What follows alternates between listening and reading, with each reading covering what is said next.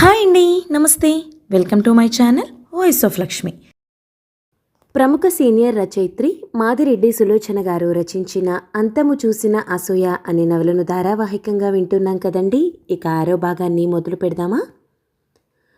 నాకేం భయం లేదత్తయ్య అంది శాంత అత్తగారు చేసే హడావిడి చూసి. కోడలి మంచం తన మంచం ఒకే గదిలో వేయించింది. కూతురు వెళ్ళిన దగ్గర నుండి మరీ అపురూపం అయింది. అపర్ణ ఇష్టారాజ్యంగా సాగించుకుంటోంది. 2 గంటలు తాతగారి వద్ద, మరో 2 గంటలు నాయనమ్మ దగ్గర పడుకుంటుంది. దీపావళి వారం రోజులుందనగా శంకరం వచ్చాడు. ఏమన్నయ్యా, చాలా రోజులకు దయ కలిగింది? రాలేదని నిష్ఠూరమా? నవ్వాడు శంకరం. తీరికేది చెల్లాయ్, పండుగకు అందర్నీ పిలవాలని అమ్మ పట్టుపట్టింది. వారం రోజులుండొద్దు గాని. మరేమనుకోకన్నయ్య, పిల్లలిద్దరూ దగ్గరలేరు. అత్తయ్య మావయ్య ఎంత దిగులు పడుతున్నారో. ఇంట్లో మేము లేకపోతే ఎలా? అందరం కలుసుకోవాలని సరదా. అయితే ఒకరోజు అందరం మీ ఇంటికి వస్తాం. మరో రోజు మీరంతా ఇక్కడే భోజనాలకు రావాలి. సందడిగా ఉంటుంది. మీ వారు ఏమైనా నసిగాడు. భలే వాడిపోయి, శాంత మా కోడలే కాదు, యజమానురాలు. రంగనాథం నవ్వుతూ వచ్చాడు. నమస్కారం అండి. శంకరం వినయంగా లేచాడు. శాంత అభిష్ట ప్రకారమే ప్రోగ్రాం అంతా నిర్ణయించేశారు. తాత నాయనమ్మలు ఒక రోజంతా తిరిగి మనవరాలికి ఫ్రాకులు తెచ్చారు. మందారపూ రంగు గల గద్వాల చీర కోడలికి తెచ్చింది. బుట్టెటు టపాకాయలు తెచ్చారు. దీపావళి రోజు తలంటుకుని అత్తగారికి పూజ చేయటంలో సహాయం చేసింది శాంత. ఏమోయ్, ఇంట్లో ఎవరైనా ఉన్నారా? శేఖర్ గొంతు విని నవ్వుతూ బయటకొచ్చింది శాంత. హలో విజయ, ఇంత ఉదయమే డాక్టర్లకు తీరిక దొరికిందే. పెళ్లి తర్వాత తొలిసారి పండగ కదా, ఆడవారిని ఏర్పించటం ఎందుకని సెలవు పెట్టాం. అక్కడికి నేను ఏడ్చినట్టు విజయ నవ్వింది. మీరేడవకపోయినా మాకు తెలీదా? శేఖర్ను వెనకేసుకొచ్చింది. అత్తగారిచ్చే కట్నాలు వదులుకోలేకలే, విజయ తిరిగి అంటించింది. చూడన్నయ్య, నోరుగలవారితో ఎలా చెల్లాయి? ఇద్దరూ అమాయకులేలేండి. అమ్మాయి, హారతి ప్రసాదం పట్టుకెళ్ళమ్మా, సుధామణి పిలిచింది. శాంత వెళ్ళి హారతి ప్రసాదం తీసుకుని గడప దాటుతూ ఉండగా చీర అడ్డుపడి బోర్లా పడింది. హారతి అంత దూరం పడింది. ప్రసాదం చల్లా చెదురైంది. విజయ, శేఖర్ పూజ గదిలో నుండి సుధామణి ఒకేసారి పరిగెత్తుకొచ్చారు. లేమ్మా. విజయ అత్తగారు ఆసరా ఇవ్వగా లేచింది శాంత. కళ్ళు తిరిగాయా? లేదు అంది. నుదుటిపై చిన్న గాయమైంది. కుర్చీలో కూర్చోపెట్టి డెటాల్కై పరిగెత్తింది శాంత. శాంత కంటిలో నీరు చూసి శేఖర్ మందలించాడు. ఇంత చిన్న దెబ్బకే భలేదానివి. అది కాదన్నయ్య, పండగ రోజు హారతి పళ్ళం ప్రసాదం నేలపట్టం అశుభం కాదా? సింగినాదం. ఈ రోజుల్లో కూడా ఇలాంటివి నమ్మేవారున్నారంటే నవ్వొస్తుంది. ప్రమాదవశాత్తు జరిగింది, అనుమానాలేం మనసులో పెట్టుకోకు. అత్తగారు ఆప్యాయంగా వీపు తట్టినా శాంతకు మనశ్శాంతి కలగలేదు. విజయ గాయం కడిగి మందు వేసింది. బయటకు వెళ్ళిన తాత మనవరాళ్లు వచ్చారు.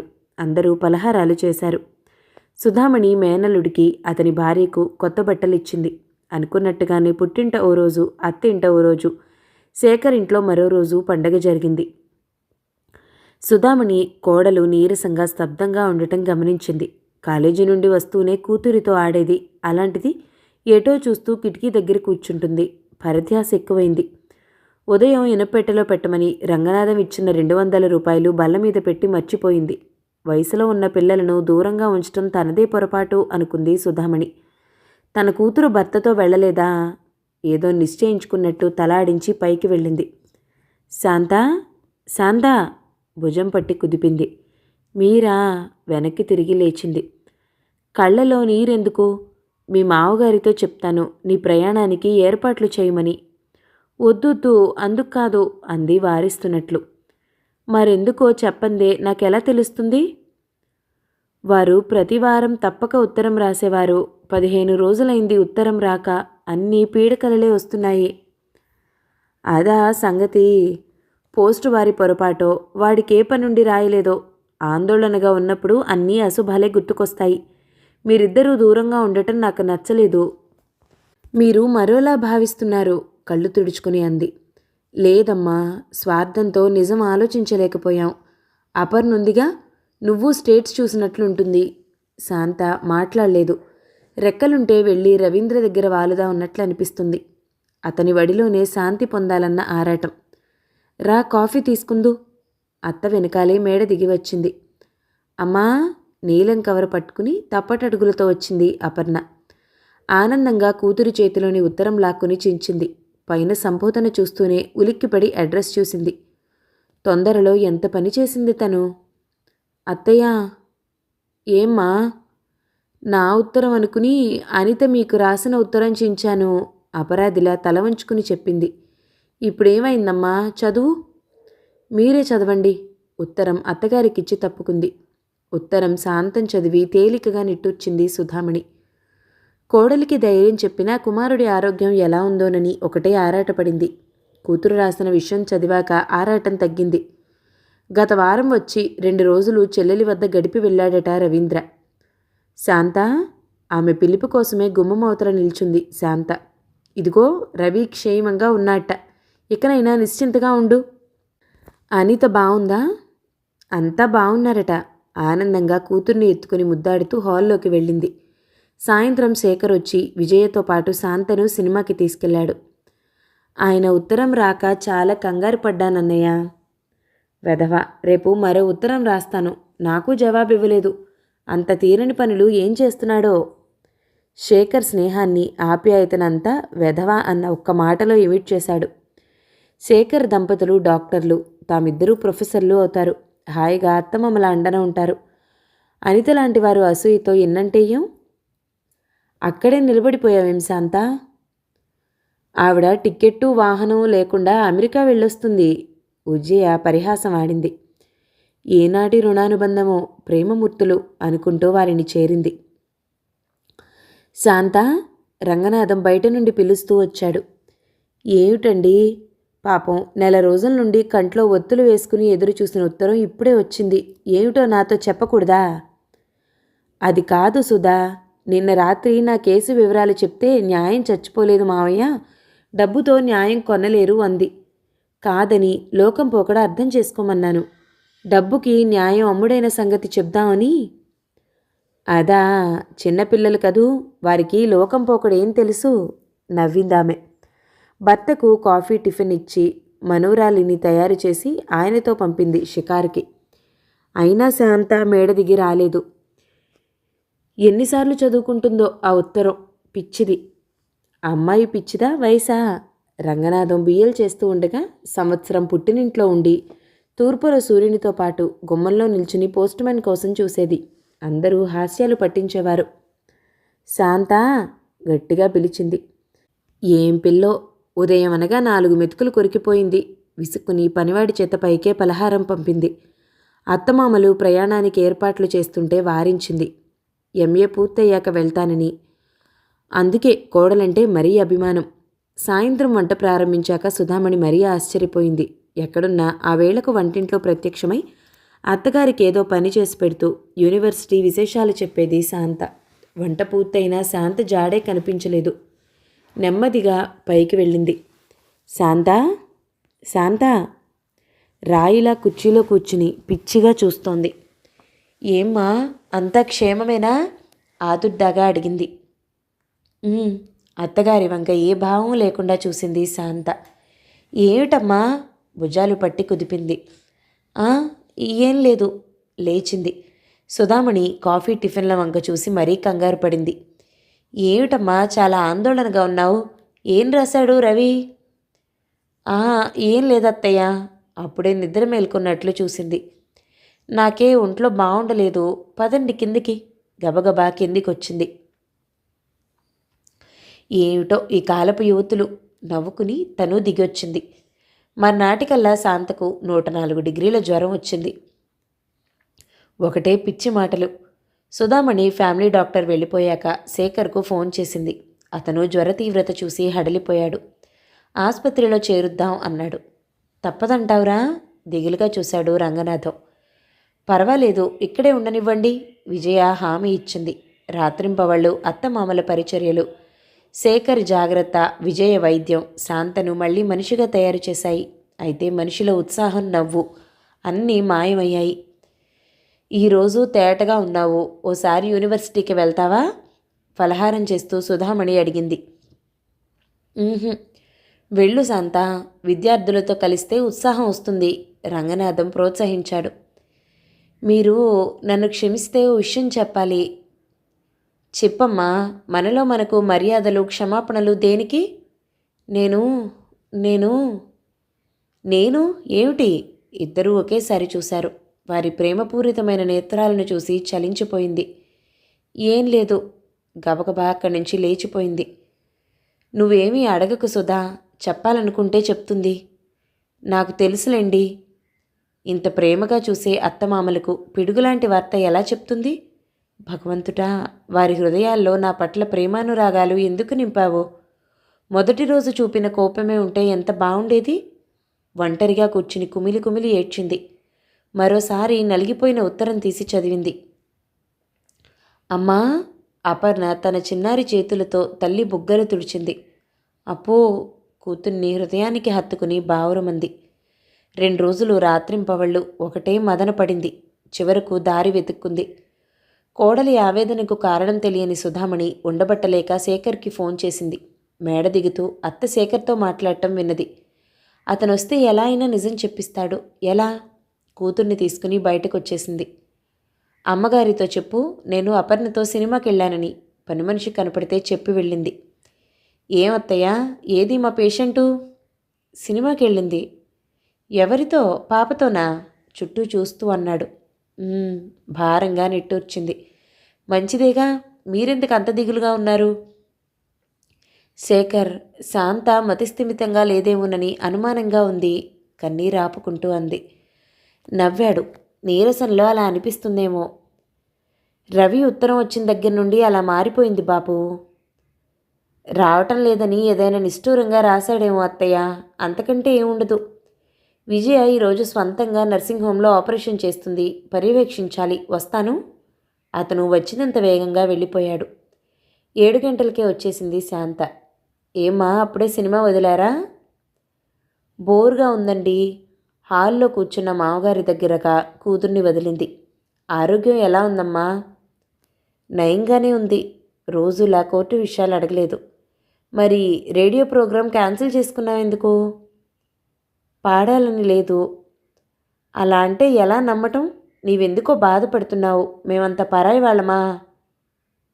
శాంత మాట పూర్తవకముందే సుధామణి వచ్చి అందుకుంది. "నువ్వు లేదని తప్పించుకుంటే సరా, ఏ పని కుదురుగా చేయటం లేదు." "అత్తయ్య, ఓ వారం రోజులు మా అమ్మ దగ్గరుండొస్తాను." "అలాగే, ఆ విషయం చెప్పడానికి బాధ ఎందుకో?" నవ్వింది. మర్నాడు ప్రయాణం అవుతూ ఉండగా సుధామణి అడిగింది. "అపర్ణను తీసుకెళ్ళమ్మా." "వద్దు, మీరు ఒంటరిగా ఉండలేరు." "వారం రోజులకు మరేమీ పర్వాలేదు. మీ అమ్మ వాళ్ళు ఏమనుకుంటారు?" "అనుకోనివ్వండి." మొండిగా జవాబిచ్చింది. అత్తకు మామకు వంగి పాదాభివందనం చేసింది. కూతుర్ని ముద్దు పెట్టుకుంది. కన్నీరు బిగబట్టింది. కారు కదలగానే రోదించసాగింది. "శాంతమ్మా." డ్రైవర్ కారాపి ఆశ్చర్యంగా చూశాడు. "ఏం లేదు, పోనీ." నిటారుగా కూర్చుంది. శాంతని పిలుచుకురావడానికి వెళ్ళిన కారు ఖాళీగా వచ్చింది. డ్రైవర్ మాత్రం ఉత్తరం తెచ్చి ఇచ్చాడు. ఉత్తరం చదివి సుధామణి పిచ్చిదానిలా అయింది. మరోసారి అపనమ్మకంగా చదివింది. "అత్తయ్య, ఈ అభాగ్యురాలిని మన్నించి మర్చిపోగలరని ప్రార్థన. మీతో శాశ్వతంగా విడిపోతున్నానని చెప్పలేక సతమతమయ్యాను. ఎంత శక్తి కూడదీసుకున్నా ముఖాముఖి మీకు చెప్పలేకపోయాను.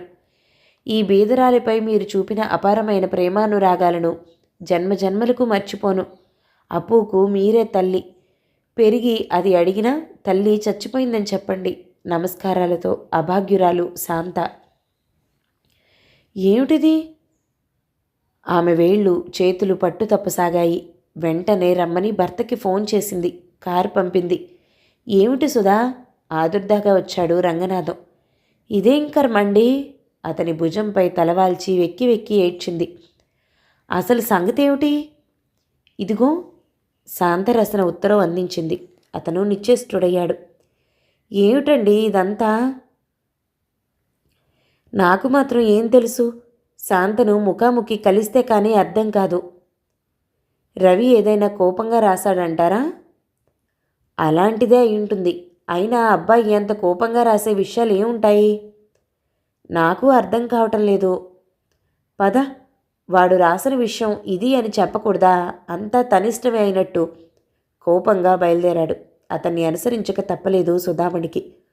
వారు వెళ్ళేసరికి ఇల్లంతా నిశ్శబ్దంగా ఉంది. ధనమ్మ గడపలో నడుం వాల్చింది. కారు శబ్దం వింటూనే ఉలిక్కిపడి లేచింది. వచ్చిన వారిని చూసి కంగారు పడింది. అమ్మా శాంత, ఎవరొచ్చారో చూడు. లేచింది.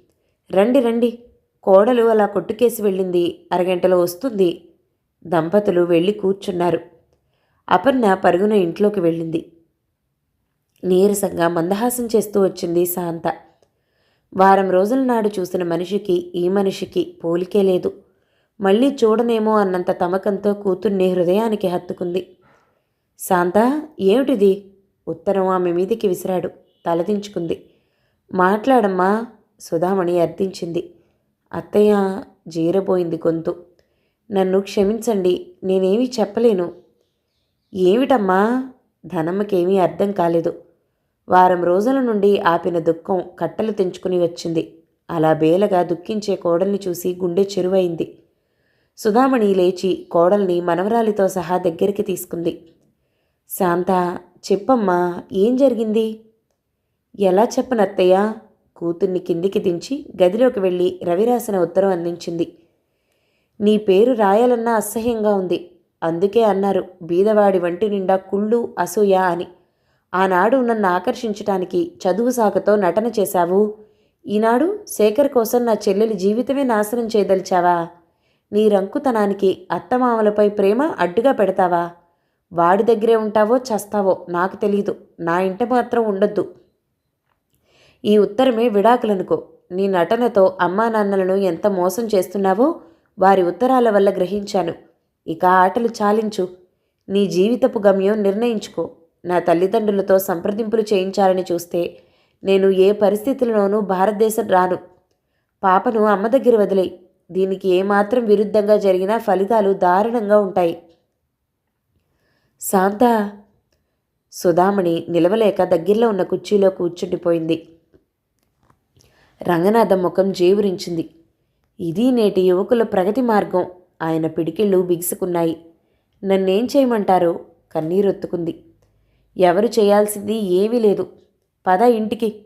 వాడి కళ్లకు కట్టిన అనుమానపు గంతలు నేను విప్పుతాను. మావయ్య, ఆయన తిరిగొచ్చాక ఏమైనా చేయొచ్చు. అంతవరకు ఇలా దూరంగా ఉండటమే మంచిదేమో. అసంభవం శాంత. మీరలా అనకండి. వచ్చేశానని వారికి ఉత్తరం రాశాను. నువ్వు అక్కడున్నట్టు ఎవరు చెప్తారు? ఎవరైనా ఉత్తరం రాస్తే? ఆయన ఆలోచనలో పడ్డారు. సుధామణికి మాటలు కరువయ్యాయి. స్రవించే అశ్రువులను కూడా ఒత్తుకోవటం మర్చిపోయింది. అత్తయ్య, శాంత, తప్పంతా మాలోనే ఉందమ్మా. పిల్లలను అపురూపంగా పెంచామనుకుని పెంకెకటాలుగా తయారు చేశాం. అలా కాదు, నా దురదృష్టం అత్తయ్య. శేఖర్ అన్నయ్య అంటే అభిమానం తప్ప ఇలాంటి భావం. నాకు తెలుసమ్మా. అందరూ అలాగే కూర్చుండిపోయారు. ధనమ్మకు కొంత అర్థం అయినట్టు కానట్టు ఉంది. బజార్ నుండి వస్తువులు తీసుకుని సుభద్ర వచ్చింది కాబోలు. కాఫీలు టిఫిన్లు అంటూ నానా హడావుడి చేసింది. సుభద్ర, శాంత ఎంఏ పూర్తయ్యే వరకు ఇక్కడే ఉంటుంది. మా ఇంట్లో చదువు సాగటం లేదు. సుధామణి మాట పెగల్చుకుని చెప్పగలిగింది. మీరు ఆ మాట చెప్పాలా పిన్నిగారు? మా పరిస్థితుల వల్ల కానీ, లేకపోతే శాంత పరాయిదా? మాకు తెలీదా? బలవంతాన నవ్వుతూ లేచారు. కొంత సహజంగా ఉండటానికి శాంత ఎంతో ప్రయత్నించింది. ముఖానికి నవ్వు పులుముకుని అత్తమామలను సాగనంపింది. కోడలు దూరం వెళ్ళగానే ధనమ్మ కూతుర్ని అడిగేసింది. ఏమిటే అమ్మాయి ఇదంతా? ఎందుకో ఆయనకు నాపై కోపం వచ్చిందమ్మా. కాలం తల్లి, కాలం. మనసులో ఏమీ లేకపోయినా లోకానికి జడవాలమ్మా. అన్నా చెల్లెలికి అపవాదులు కట్టే లోకం ఇది. ఆవిడ వాపోయింది. అమ్మా, నువ్వు మాత్రం నోరు జారకు. తెలుసులే, అంది కన్నీరొత్తుకుంటూ. శాంత చాలాసేపు మౌనంగా కూర్చుంది. తను వేయబోయే ప్రతి అడుగుకు బలం చేకూర్చుకోవటానికి. నెల రోజులకే భార్యాభర్తల వయసు ఎంతో పెరిగినట్లు కనిపించసాగింది. వారిద్దరి మధ్య మాటలు కలుపుతూ అల్లరి చేసేది అపర్ణ మాత్రమే. పలహారం చల్లారిపోయింది. ఉండని. సుధామణి అక్కడి నుండి వెళ్ళిపోయింది. తనలో లేని ఈ అసూయ కూతురికి ఎలా అబ్బింది? రంగనాథన్ తల్లి అప్పుడప్పుడు తన రెండో కూతుర్ని గురించి చెప్పేది. అమ్మో అదా, తండ్రి ఇంకో కూతుర్ని పిలిస్తే ఆ రోజంతా ఇంట్లో రామరావణ యుద్ధమే. ఆ మేనత్త గుణమే అనిత కబ్బిందా? అదే గుణం అపర్ణకొస్తే? ఆమె వణికిపోయింది. లేదు, అలా కాదు, శాంతగుణమే రావాలి అనుకుంది. కోడలుగా ఆ ఇంట్లో శాంత చిటపటలాడలేదు, చేదరించుకోలేదు. సుధామణికి ఓ స్నేహమయిగా కనిపించింది. విధి జీవితంతో ఎందుకు ఆటలాడుకుంటుంది? పూర్వజన్మ కర్మఫలమా? తను పెంచిన కుమారుడు ఇంత వ్యక్తిత్వం లేనివాడా? చెప్పుడు మాటలు విని ఇల్లాలని వెలివేసేవాడా? చదువు డిగ్రీలు ఎందుకు? విశాల భావాలు లేకపోయాక, విమర్శనాత్మక దృష్టి నశించాక యువతరం ప్రగతి మార్గంలో పయనిస్తుందా? ఆలోచనలు ఆచరణలు వెనకబడే ఉన్నాయి. ఒకరిని చూసి ఒకరు వేషభాషలు మాత్రం మారుస్తున్నారు. అత్తయ్య తలెత్తింది. ఎదురుగా శేఖర్ నిలబడి ఉన్నాడు. 10 నిమిషాలు ముందు నిల్చున్నా చూడలేకపోతున్నారు. రాజశేఖర్ ఇంట్లోకి దారి తీసింది. శాంతేది? పుట్టింట్లో. మనవాడు ఇంత ప్రబుద్ధుడని ఎన్నడూ అనుకోలేదు. నీకు రాశాడా? రంగనాథం హాల్లోకి వచ్చాడు. ఉండు, కాఫీ తెస్తాను. ఆమె లోపలికి వెళ్ళి మళ్ళీ రానేలేదు. పనివాడి చేతికి కాఫీ ట్రే ఇచ్చి పంపించింది. మామ అల్లుడే ప్రపంచ విషయాలు చాలాసేపు మాట్లాడారు. ఏం ఆలోచించారు? ఏ విషయంలో? శాంత విషయంలో. నేను ఏమీ ఆలోచించటం లేదు. డబ్బు సహాయం తప్పితే నేనేమీ చేయలేను. ప్రేమ వివాహం వారిది. హేళన చేస్తున్నారా మావయ్య? నన్నేం చేయమంటావో చెప్పు. ఆనాడు వివాహం గురించి కన్న కలలు కల్లలయ్యాయి. ఈనాడు సుఖజీవితం గురించి ఆలోచించే ఆలోచనలు వమ్మయ్యాయి. వాడి రాక కోసం వేచి చూడటం తప్పితే ఏమీ చేయలేను అన్నాడాయన బాధగా. అంతేనా? భారంగా అడుగులు వేస్తూ వెళ్ళిపోయాడు శేఖర్. అరగంట తర్వాత సుధామణి బయటకొచ్చింది. కాఫీ తాగనే లేదు. కాఫీయా? చూడలేదు. చల్లారిన కాఫీ అందుకుని తాగేశాడు. అమ్మాయే రవికి చెప్పిందంటావా సుధా? సందేహమా? బేబీకి ఆడవారికి ఉండే అసూయ ద్వేషాలు ఒక పాలెక్కువే. అయినా ఇలా చెప్తుందా? మరీ అలాగే అనుకోవాలి. అతను గంటలు గంటలు ఆలోచిస్తూ కూర్చుంటాడు. అతనివ్వబోయిన డబ్బును నిరాకరించింది శాంత. నెలకో ప్రోగ్రాం ఉంటుంది, అదే తనకు చాలు అంటుంది. బంధువులను స్నేహితులను చూడాలంటే చాలా భయంగా ఉంది. శాంత కోరికను అనుసరించి రవీంద్రకి ఏమీ రాయలేదు. దంపతులిద్దరూ మౌనంగా రేడియో ముందు కూర్చున్నారు. శాంత రవీంద్ర పాడుతుందని అనౌన్స్ చేశారు. గతమంతా తీయని కళ, అందుకోలేని అందమైన అల, మరపురాని ఈ గతము, మదించు మదిని అనుక్షణము. పాట పూర్తయ్యేసరికి రంగనాథం కళ్ళు నిండుకున్నాయి. అతను పెదవులు బిగపట్టాడు. కొన్ని అతి విచిత్రంగా జరుగుతాయి సుధా. ఏమిటి? పరధ్యాసగా ఉన్న సుధామణి తలెత్తింది. ఎందరో తల్లిదండ్రులు పిల్లలు సంగీతం నేర్చుకోవాలని, పాటలు పాడాలని తాపత్రయపడతారు. శాంత గాలిపాటలు రేడియో వారికి నచ్చాయి. కళ దేవుడిచ్చిన వరం, డబ్బిచ్చి కొలవలేనిది. నిజమే, ఎంత ప్రయత్నించినా సంభాషణ సాగదు. అలాగే రోజులు దొర్లిస్తున్నారు. సుధామణి వదిన వచ్చింది. రవీంద్రకు వివాహమైంది మొదలు ఏనాడు గడప తొక్కలేదు. ఈ రోజొచ్చిందంటే విశేషమే మరి. ఏమ్మా సుధా, కోడలేది? పుట్టింట్లో ఉందొదినా. పరీక్షలు. పరీక్షలా పాడా? ఇంకా చదివి ఏం చేస్తుంది? అబ్బాయి లేడు, మరీ దానికి కాలక్షేపం కావద్దు? కాలక్షేపానికేం? నీకు తోడు ఇంట్లో ఉండి సహాయం చేయొద్దు? టింగురంగా అంటూ తిరక్కపోతే. నాకేం, నిక్షేపంగా ఉన్నాను. ముసలివారమైతే వాళ్ళు చేయకపోతే ఎవరు చేస్తారు? అంతేలే, నిండు కుండలాంటి దానవు. అలా అనకపోతే మరేమంటావు? ఆవిడ వారం రోజులున్నా అంతకంటే ఎక్కువ బోగట్టా సంపాదించలేకపోయింది. విసిగి వెళ్ళిపోయింది. రవీంద్ర ఉత్తరం వచ్చింది.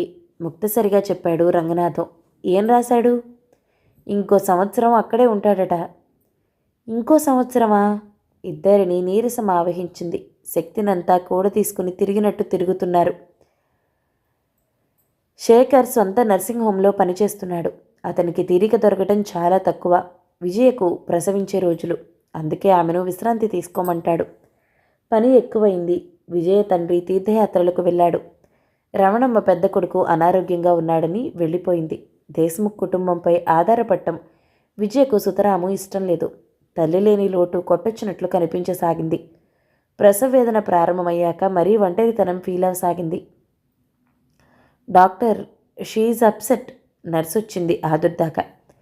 లేడీ డాక్టర్ విక్టోరియాకి ఫోన్ చేసి నేను రమ్మన్నానని చెప్పు. నర్సుకి చెప్తూనే ప్రైవేట్ రూమ్లోకి వెళ్ళాడు. శేఖర్, నేను బ్రతకను. వాట్? అతను నవ్వాడు. ఆమె దగ్గరగా కూర్చొని నుదురు చుమ్మించాడు. అచ్చం అందరి స్త్రీలలాగానే మాట్లాడుతున్నావు. అబ్బా, నా బాధ చూస్తే వేళాకోళంగా ఉందన్నమాట. మరి ఇంత మాత్రానికే చేస్తారా? విజ్జి, నీ ప్రాణం నా ప్రాణంతో ముడిపడింది. అంత తొందరగా? అబ్బా ఊరుకోండి. అంత బాధలోనూ నవ్వింది. గుడ్, అలా ఉండాలి. మరో అరగంటలో విక్టోరియా వస్తుంది. మీరు నా దగ్గరే ఉండండి. అతని చెయ్యి తన 2 చేతుల మధ్య పట్టుకుంది. మరి ఇతరుల దగ్గర అయితే ఎవరు ఉండకూడదని తరిమేస్తావే? కొంటెగా నవ్వుతూ అడిగాడు. డాక్టర్గా ఉండమంటున్నాను సరా? ఐసి. చెయ్యి విడిపించుకుని ఆమె నుదుట పట్టిన చెమట ఒత్తాడు. ఓ 10 నిమిషాలు అలా పడుకో. రూమ్ నెంబర్ 2లో కుర్రాడున్నాడు. మందు తాగనని మారం చేస్తున్నాడు. వెళ్ళి చూసొస్తాను. త్వరగా వస్తారు కదూ? అలాగే. ఒక్కోసారి మరీ బేలవైపోతావు. మీరు దూరం వెళ్ళగానే తెలియని భయాలు పీడిస్తాయి. సిల్లి. మృదువుగా ఆమె చెంపలు నిమిరాడు. అతనికి బాధగానే ఉంది. తన తల్లైనా దగ్గరుంటుందనుకుంటే ఆవిడ వెళ్ళిపోయింది. ఎవరైనా ఆత్మీయులు వస్తే? ఎవరొస్తారు? అతను వెనుతిరిగి ఆశ్చర్యపోయాడు. శాంత నిలబడి ఉంది. రా శాంత, సరైన సమయానికి వచ్చావు. విజయ్ దగ్గరుండు, నేనొస్తాను. తల వంచుకుని అపరాధిలా వెళ్ళిపోయాడు. బావున్నారా? ఇదిగో. నీరసంగా నవ్వింది శాంత. తర్వాత మాట్లాడుకుందాం. వేడిగా ఏమైనా కావాలా? ఏం వద్దు. అలా అంటే కుదరదు. హార్లిక్స్ కలిపి బలవంతంగా తాగించింది. లేడీ డాక్టర్ విక్టోరియా వచ్చింది. శేఖర్ భలేవాడే, ఆటే వ్యవధి లేదు అని లేబర్ రూమ్లోకి తీసుకెళ్ళింది. విజయకు ధైర్యం చెప్తూ నుదుట పట్టిన చెమట తుడుస్తూ శాంత దగ్గరే ఉంది. వదిన, ఒక్కసారి శేఖర్ని పిలువు. నాకేదో భయంగా ఉంది. ఈ సమయంలో అలాగే ఉంటుంది. డాక్టర్వి, నీకు తెలియంది లేదు. ఆప్యాయంగా చేయి నొక్కింది. మరో 10 నిమిషాల్లో మగబిడ్డను ప్రసవించింది. పసివాణ్ణి చూడగానే వాడి ఏడుపు వింటూనే అప్పటి వరకు పడిన బాధ మర్చిపోయింది. కొడుకుని చూసుకుంది. ఒక్కసారి అపర్ణ పుట్టిన ఘట్టాలు గుర్తుకొచ్చి శాంత కళ్ళు నిండుకున్నాయి. కన్నీరు విజయకు చూపలేకపోయింది. శుభవార్త అన్నయ్యకి చెప్పొస్తాను. గబగబా బయటకొచ్చింది. ఎదురుగా శేఖర్ వస్తున్నాడు. శాంత, మీకు కొడుకు అంది. శాంత, అలా ఆవేదన బిగబట్టుకు. నీ బాధ నాకు తెలుసమ్మా. ఏం చెయ్యాలో తెలియటం లేదు. ఎవరు ఏమీ చేయలేరు. వెళ్ళండి. విజయ ఎదురు చూస్తుంది. అతను నిట్టూర్చి లోపలికి వెళ్ళాడు. తనని తాను సంభాళించుకోవటానికి చాలా ప్రయత్నించి సఫలీకృతురాలైంది. తను విజయకు సాయంగా ఉంటానని ఇంట్లో వారికి కబురు చేసింది. నర్సింగ్ హోమ్ వెనక భాగంలోనే శేఖర్ ఇల్లు. ఇంట్లోకి వెళ్ళి కాఫీ చేసింది. శేఖర్ కోసం ఫ్లాస్క్లో పోస్తూ ఉండగానే అతను వచ్చాడు. పనివాడు తెస్తాడు. అలా లాన్లో కూర్చున్నావురా? రవీంద్ర ఉత్తరం వచ్చాక వారు కలుసుకోలేదు. మౌనంగా కాఫీ పూర్తి చేశారు. మళ్ళీ ఉత్తరం వచ్చిందా? లేదు. నేను 2 రాసినా సమాధానం ఇవ్వలేదు. ఎంఏ 2nd క్లాస్లో పాస్ అయ్యానని రాసినా ఇంతవరకు జవాబు ఇవ్వలేదు. ఇవ్వరు కూడాను. వాడంత మూర్ఖుడని ఏనాడు ఊహించలేదు శాంత. భారంగా ఉంది శేఖర్ గొంతు. చూసిన విషయాల కన్నా చెప్పుడు మాటలు చేయదన్నయ్యా. నల్గొండ డిస్ట్రిక్ట్లో ఒక కాలేజీలో లెక్చరర్ పోస్టుకి అప్లై చేశాను. 3 వంతులు నాకే రావచ్చు. ఉద్యోగం చేయటం అంత ముఖ్యమా? మీకు తెలుసు అన్నయ్య, ఇప్పటికే స్నేహితులు బంధువులు అడిగే ప్రశ్నలకు జవాబులు ఇవ్వలేకుండా ఉన్నాను. పరీక్షలు అయ్యాక అత్తగారింటికి వెళ్ళటం లేదేమి అని అన్నా వదిన చూసే అనుమానపు దృక్కులు ఎలా వర్ణించేది? పొరపాటు చేశావు శాంత. అన్నయ్యకి చెప్పాల్సింది. ఇక చెప్పక తప్పేలా లేదు. అమ్మని తీసుకుని రిజల్ట్స్ వచ్చే వరకు ఊర్లపై తిరిగి వచ్చాను. నీ ఇష్టమమ్మా. వాడు ముఖాముఖి కనిపిస్తే 4 తగలనీయొచ్చు. లాభం ఏమిటి? ఇంత బలహీనమైన మనిషి మళ్ళీ ఎవరి మాటలైనా నమ్మడనేమిటి? అంతే అనుకోవాలి. నీ భవిష్యత్తు చక్కపడాలని కోరుకోవటం తప్ప ఏం చేయలేని అసహాయన్నమ్మా. ఎవరేం చేయగలరు? నా కర్మ అంది. 4 రోజులు విద్య దగ్గరే ఉండి పథ్యం పెట్టింది. అత్తామామలు వచ్చారు. ఒకరిని చూసుకుని ఒకరు మౌనంగా కన్నీరు కాచటంతోనే సరిపోయింది. అప్పుడే వారికి తన నిర్ణయం తెలిపింది. అలాగే వెళ్ళమ్మా, వ్యాపకం ఉంటే ఆలోచనలు కూడా రావు. వాడు రాగానే ముఖాముఖి అన్నీ తెలుసుకుని నీ దగ్గరికి వస్తాను. ఆనాడు వివాహం చేసుకుని వాడు తీసుకొచ్చాడు. ఈనాడు నా కోడలంటూ నేను తీసుకెళ్తాను. నా ఆశీస్సులు ఇప్పుడు నీకుంటాయి. రంగనాథన్ ధైర్యం చెప్పాడు. కూతుర్ని ముద్దాడి వదిలింది. కూతురు తనని గురించి దిగులు పడకపోవటం ఒక విధంగా సంతోషంగా ఉన్నా తల్లిని మర్చిపోతుందే అన్న బాధ ఒక మూల ఉంది. నా ప్రయాణానికి ఏర్పాట్లు చేసుకుంటాను విజయ. వదినా, ఏ అవసరం వచ్చినా మేము ఉన్నామని మర్చిపోకు. అదెలా సాధ్యం విజయ? విజయను కౌగిలించుకుంది. ఇద్దరూ చాలాసేపు దుఃఖించి విడిపోయారు. 6వ భాగం సమాప్తం. మిగతా నవలని తర్వాతి భాగంలో విందామండి. నవల గనక మీకు నచ్చినట్లయితే లైక్ చేయండి, షేర్ చేయండి, మంచి కామెంట్ చేయండి. మన ఛానల్ని తప్పకుండా సబ్స్క్రైబ్ చేయండి. Thank you so much for watching. నమస్తే.